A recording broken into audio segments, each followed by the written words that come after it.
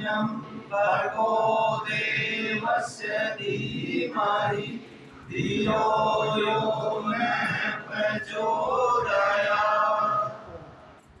बड़ा सौभाग्य का अवसर है कि श्री नरेंद्र जी ने, जिन्होंने क्या नाम है इस कॉलोनी का अपना,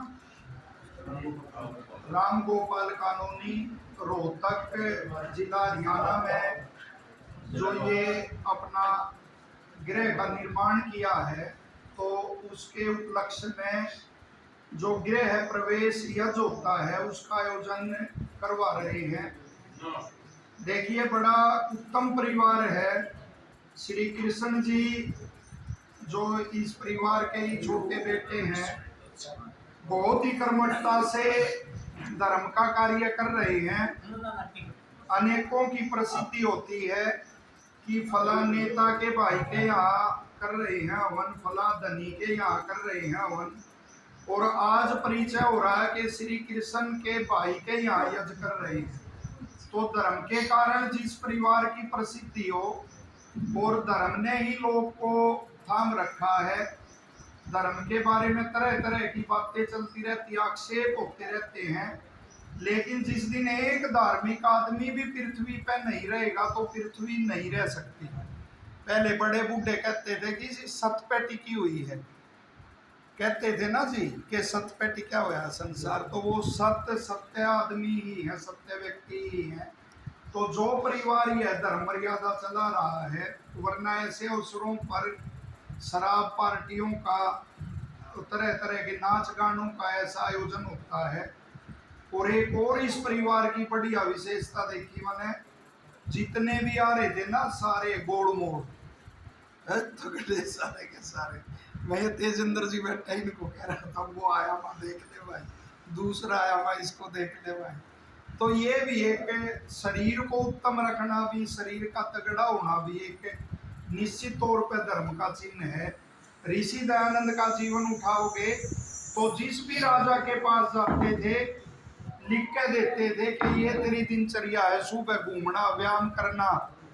आपके रोहतक की एक प्रसिद्ध कोठी है, नाम तो नहीं ले सकता मैं, वो लाइव चल रहा, बहुत भव्य कोठी। और सुबह मैंने जाता हुआ वहां सैर करके जब मैं जा रहा था तो देखा वो मालिक नाली पा के और मुख में उंगली देकर उल्टी कर लग रहा, क्योंकि रात ने क्या किया होगा, शराब। क्या उस कोठी का फायदा हो, क्या उस भोग का, और सूखे पड़े ऐसे सारे के सारे, क्या उस धन का फायदा हो। तो जो सदाचार की मर्यादा ऐसे परिवार चलाते हैं, और परमात्मा से प्रार्थना के इस परिवार की पीढ़ी दर पीढ़ी में ये परंपरा चलती रहे।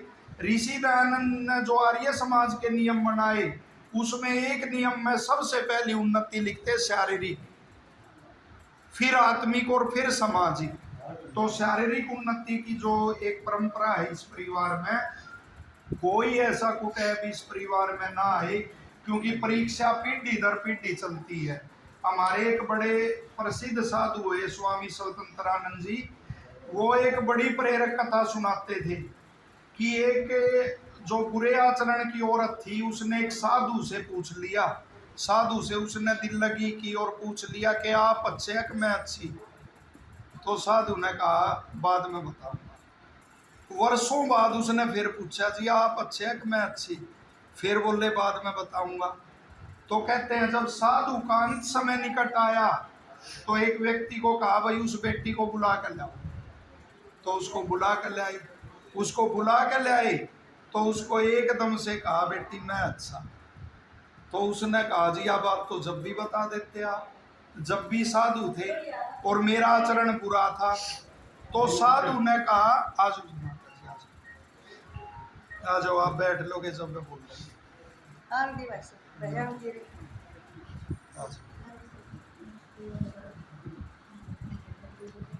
तो उसने कहा कि उस समय साधु ने कहा कि मैंने अपने जीवन को देखा कि मेरे में बुराई तो नहीं आई कोई, और अब अंत समय तक मेरे में बुराई नहीं आई तो मैं अपने आप को अच्छा कह रहा हूं। तो इस परिवार की भी पीढ़ी दर पीढ़ी परीक्षा होगी कि भाई कब तक ये अच्छा चलेगा, और सारे समाज को की नजर रहती है, ऐसे परिवार से प्रेरणा मिलती है।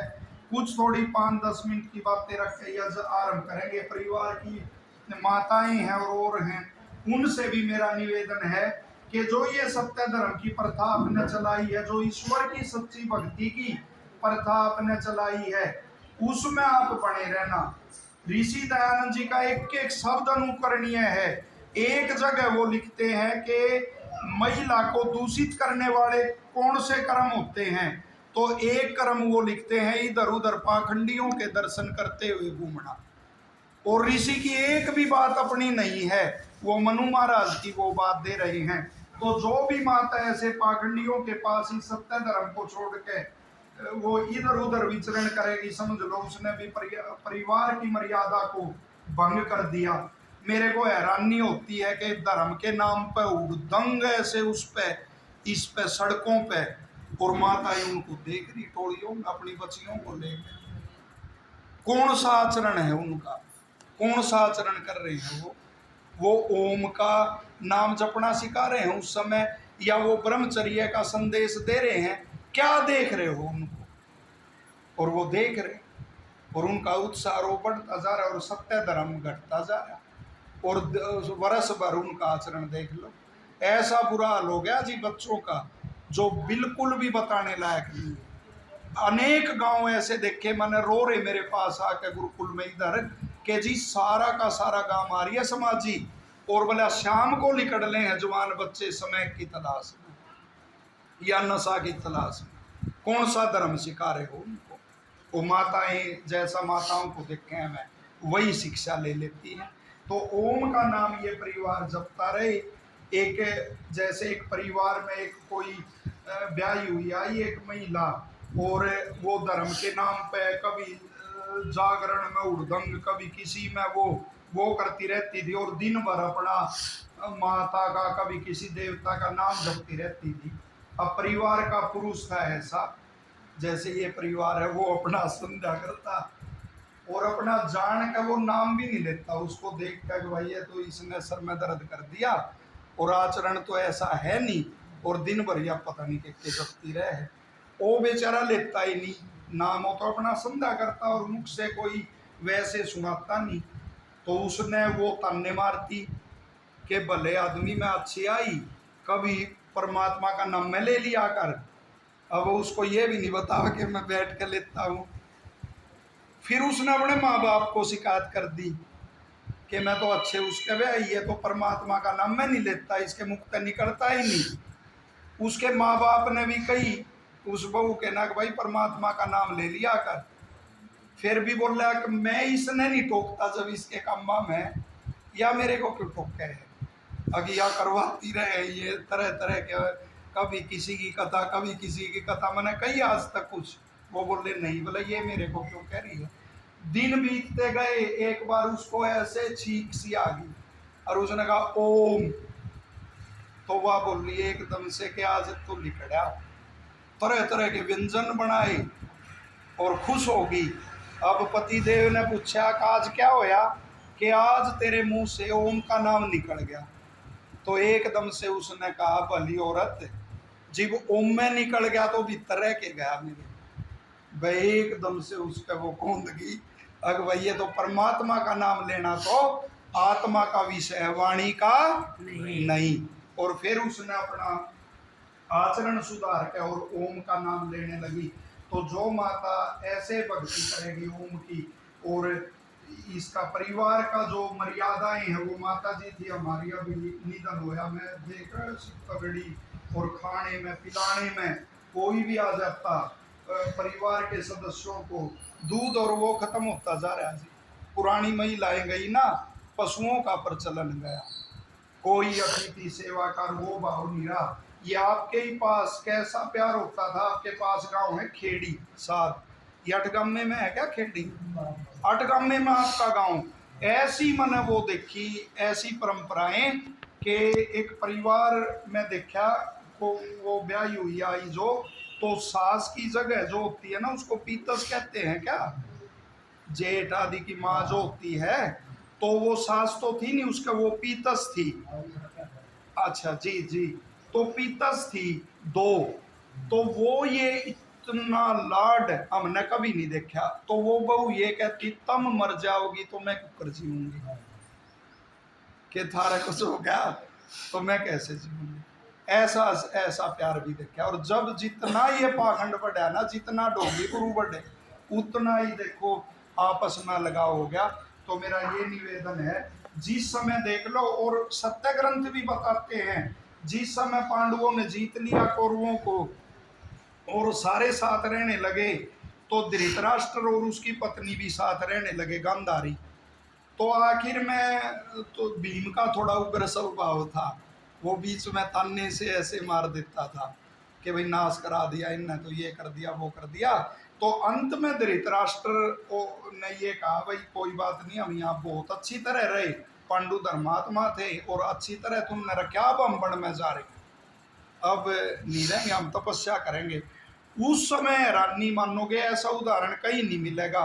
कुंती ये बोली अपने जेठ और जेठानी के साथ जाऊंगी। पांडवों ने हाथ भी जोड़े कि माता जी कितना कष्ट उठाया और अब आपकी सेवा का और उसका अवसर मिला है, आप अब क्यों हमने छोड़ के जा रहे। वो बोली बिल्कुल भी नहीं रुकूंगी, और उनके साथ तबड़ में चली गई। जेठ और जेठानी का वो रखा है। तो जहाँ ऐसा महिलाओं का प्यार होगा, महिला की तो तुलना है ना जी सुई से की गई है वेद में, कि वो परिवार ने सील भी देगी एक जगह और उसको छेद भी देगी। तो यही अपेक्षा इस परिवार के पुरुषों से और उससे है। लेकिन साथ ही संस्कार विधि में कदे ये महिला मेरे तन नाराज हो जाए कि सारी जिम्मेदारी मारिए डाल दी। इस संस्कार विधि में ऋषि दयानंद जी ये लिखते हैं, पुरुष पहले धार्मिक बने। और साथ में गजब की बात लिखते हैं गृह आश्रम प्रकरण में, कि धार्मिक पुरुषों के कारण दुष्ट स्वभाव की स्त्रियां बदलती थी, बदलती हैं और बदलती रहेंगी। अतः पुरुष पहले धार्मिक बने। सारा दिन जताशा पे बैठे रहे, ओके पे बैठे रहे, ठेके पे बैठे रहे, तो ये तो जाएंगे गुरुआ के पास, इन्हें तो गुरु और में ले जाओगे अपना और पाखंड चलेगा। तो ये थोड़ी सी बातें बताई। एक बार फिर परमात्मा से कामना करता हूँ कि जो ये परिवार है सबके लिए धर्म का एक आदर्श स्थापित करे, और इसी तरह से हमारे को भी आने में आनंद सदा होता रहे। अब यज्ञ प्रक्रिया आरंभ करेंगे।